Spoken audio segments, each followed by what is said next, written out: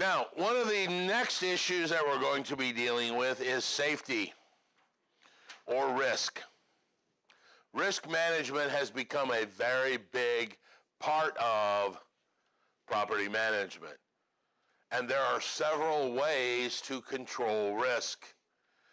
The biggest one, and seems to be the first one that everybody wants to go to anymore, is avoidance. When I was growing up, we used to tell our mom and dad when we'd go on vacations, oh, I want to stop at a motel with a pool so we can swim. Well, then all of a sudden people were drowning and suing these hotels for negligence. So what's the easiest way to avoid a drowning lawsuit? Just get rid of the pool. All right? So avoidance is one of the ways to control or minimize your risk exposure. The next one is the second one that people use, because it typically involves some change or money, is controlling of the risk. We're going to control the risk. Anybody work somewhere where they've got a proximity card? And to open the door or unlock the door, you got to swipe it, and it'll go beep, and the door unlocks, and you can walk in. That's what they're doing. That is controlling the risk. Used to be anybody could walk in the back door of the hotel. Now you got to have a special card. All right? Fire suppression in kitchens, especially commercial kitchens. They got the big fire suppressing things over the grill. That's to control the fire. They've added that in as a way to stop the fire so that it doesn't get to the entire kitchen and you don't lose the whole property. So that would be the second way, is controlling the risk. Wouldn't it be really cool if I could pay someone to take the risk for me?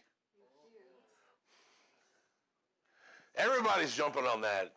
Yes, the third way is to pay someone else to take the risk. That is called an insurance company.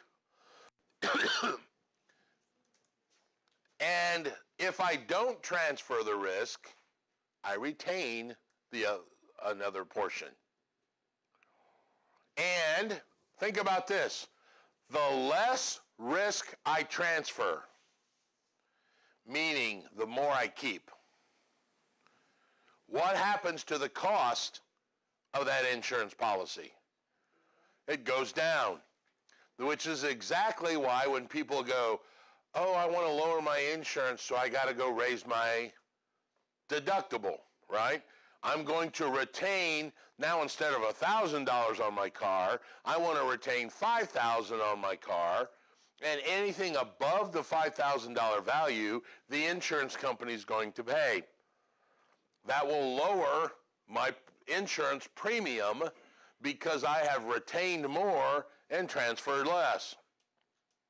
I want no deductible. I want all the car insurance risk to be transferred to that person. Sure, but your premium is really going to be high. Okay. So that's all an insurance company does, is somebody that you are protecting them, or they are taking your risk. So let's talk about several different types of insurance. There are many different types that cover many different things. One of the most common ones is this, what you guys call tenants insurance or renter's insurance. The slang is, that's the slang that this HO4, homeowners for. It's actually contents and personal property. The most common person that gets it is a tenant, but condo owners actually can get this too, because the condo association covers the building and the owner only has to cover their interior contents like a tenant would. So it's a tenant's insurance, but technically it's called contents and personal property. There on page 381 is a term called commercial insurance. I don't like that term for us.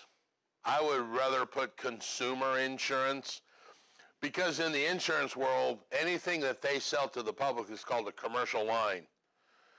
I don't want you to think that it doesn't deal with residential because we use the word commercial to mean something else. So technically, I always call this consumer insurance because I want you to understand this covers residential and commercial property as well. The most common one is called fire and hazard insurance. Guess what it covers? Fires and hazards. They're kind of sneaky on how they name this stuff. They have flood insurance, which we've touched on earlier. They have consequential loss. Consequential loss would be loss of business insurance. Let me give you an example.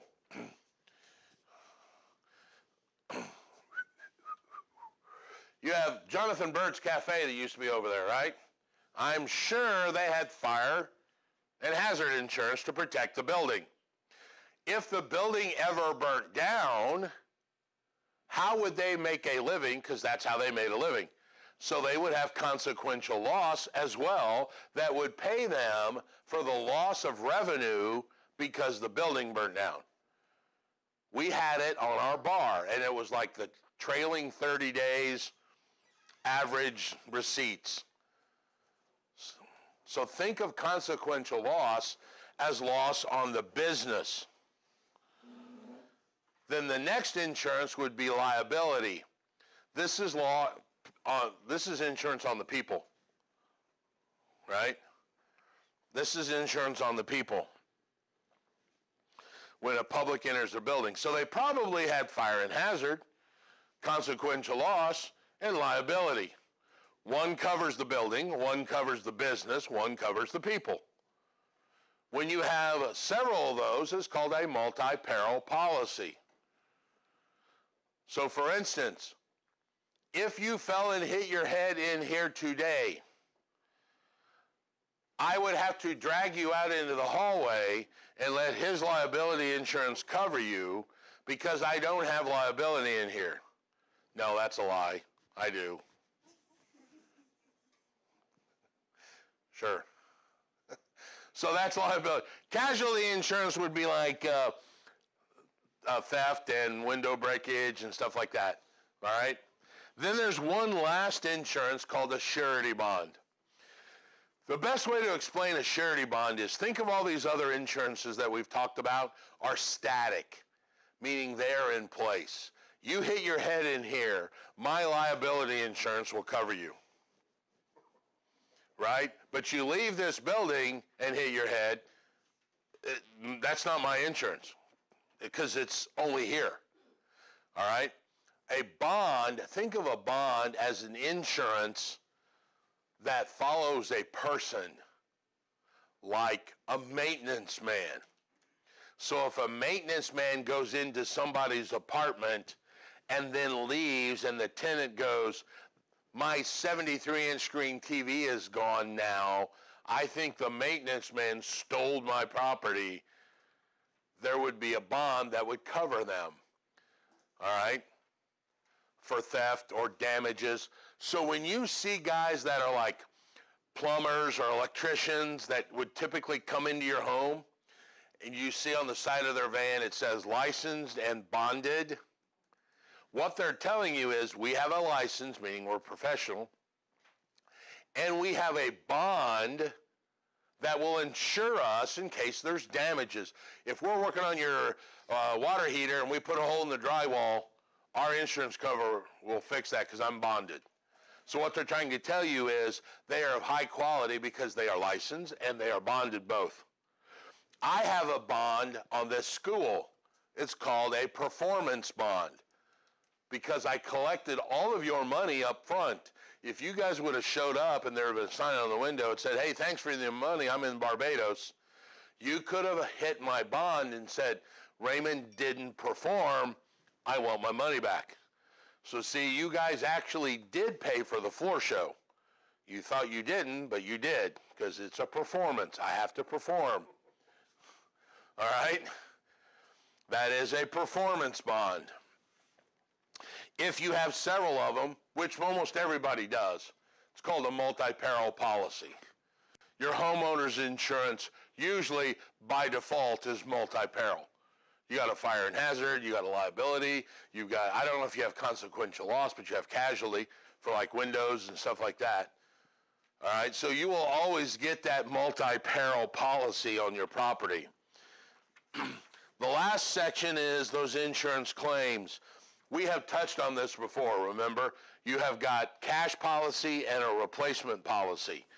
Cash policy says whatever the property is, we depreciate it by whatever the time frame, and then we just hand you the cash of what that would have been depreciated to now. Where a replacement policy is, we just pay to replace it. That's it. The reason there are two is because there are costs in the premiums.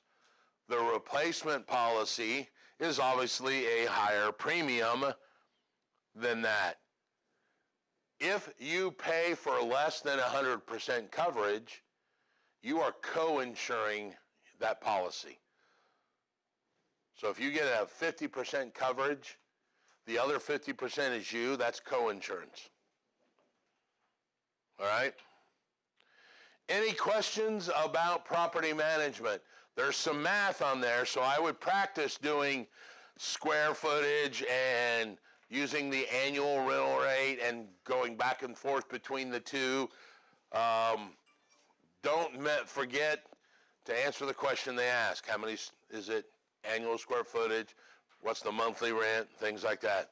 All right, thank you very much.